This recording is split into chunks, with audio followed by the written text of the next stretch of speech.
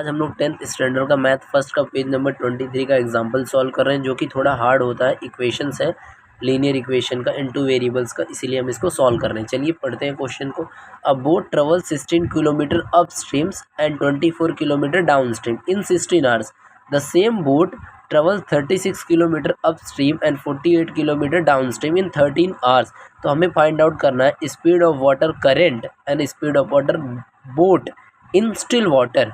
ठीक है, दो हमें वैल्यूज़ निकालनी है। ठीक है, सो हम यहाँ पर लेट करते हैं।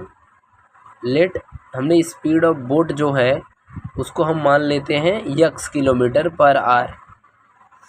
ठीक है, and the speed of water जो हम करने वाले हैं करंट, वाटर करंट, उसको मान लेते हैं y kilometre per hour. Speed का यूनिट क्या होता है? किलोमीटर पर आवर, यानी कि डिस्टेंस अपॉन टाइम, बराबर है।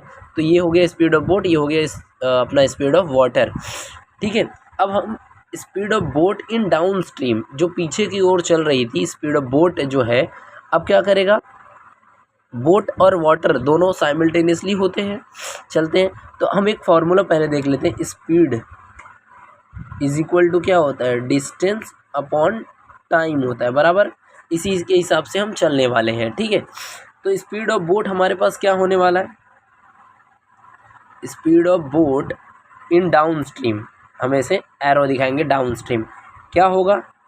x प्लस वाई हो जाएगा, kilometre per hour. Then down stream में वही स्पीड क्या होगा? x माइनस वाई हो जाएगा। अप स्ट्रीम में, सॉरी, अप स्ट्रीम में क्या हो जाएगा? माइनस में हो जाएगा, बराबर, माइनस पर आवर होगा। ठीक है, सो गाइड्स हमने speed of boat in down stream निकाल लिया है, speed of boat in up stream में निकाल लिया है। ठीक है, ये तो हो गई वैल्यू। अब मैंने आपको इक्वेशन जैसे पहले बनाया था कि स्पीड इज इक्वल टू होता है डिस्टेंस अपॉन टाइम, सिमिल, इसलिए हमारे पास जो टाइम इक्वल टू होगा वो होगा डिस्टेंस अपॉन स्पीड, बराबर है। सही बोला मैंने। तो जो 16 किलोमीटर वो ट्रेवल कर रहा है उसकी स्पीड क्या है? x upon x minus Y, ये अप स्ट्रीम से हम लिख रहे हैं। ठीक है, प्लस हमारा 16 एंड 24 था, बराबर।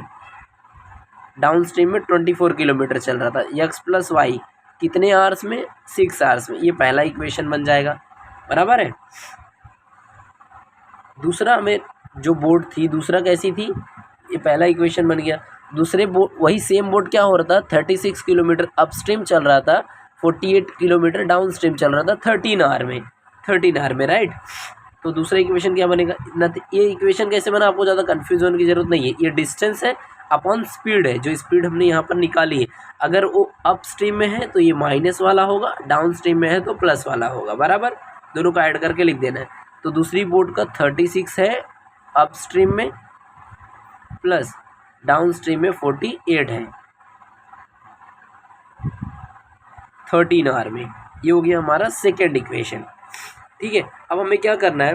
ये दोनों इक्वेशंस को साइमल्टेनियसली सॉल्व कर देना है। ठीक है, ठीक है, ये इक्वेशंस का मतलब समझो। 16 किलोमीटर में अप स्ट्रीम में वो कितना टाइम लगाएगा? 1 अपॉन x माइनस वाई लगाएगा। 24 किलोमीटर डाउन स्ट्रीम जाने के लिए 1 upon x plus Y time लगेगा, बराबर है। ठीक है, तो दोनों इक्वेशन को कैसे सॉल्व करेंगे हम लोग? कभी भी जब ऐसे डबल वेरिएबल्स आए ना, तो हमें क्या करना है? इसको कुछ इस तरीके से लिखना है, 16 into 1 upon x minus Y, right है।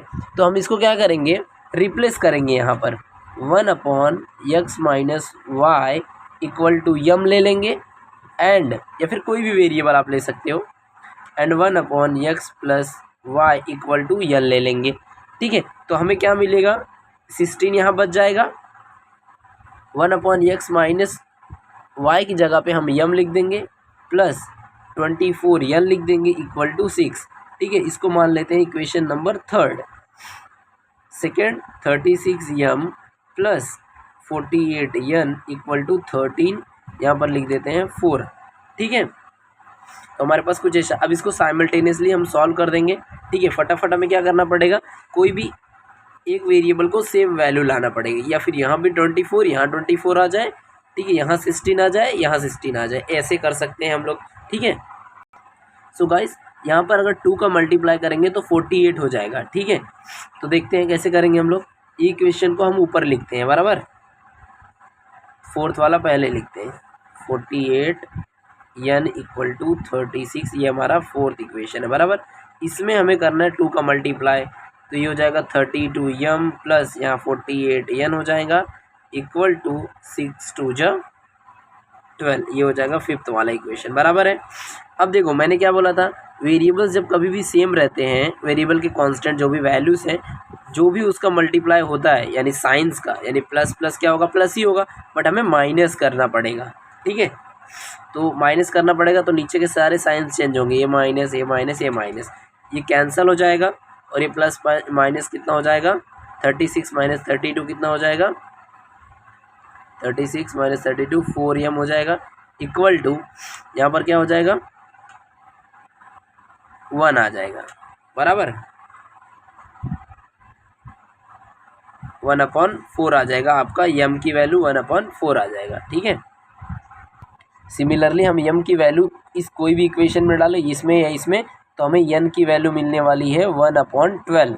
ठीक है, तो m और n की वैल्यू मिल गई हमें, m और m मिल गया। अब हमने m किसको माना था, 1/xy को, n किसको माना था, 1/x प्लस y को, इसमें रख देंगे तो हमें x और y की वैल्यू मिल जाएगी। ठीक है, तो गाइस हमें ये दो इक्वेशन में इसका मिले, इसको दोनों को साइमल्टेनियसली सॉल्व करेंगे तो x इक्वल्स टू 8 आ जाएगा एंड y इक्वल्स टू में 4 आ जाएगा। ठीक है, तो जो स्पीड ऑफ अ वाटर होने वाला है 8 किलोमीटर पर आवर होने वाला है, और स्पीड ऑफ जो हमारे स्पीड ऑफ जो बोट होने वाला है, या फिर speed of a boat in still water, मतलब वाटर के अंदर उसी बोट का 8 किलोमीटर पर होने वाला है, एंड स्पीड ऑफ वाटर जो करंट होगा वो 4 होगा।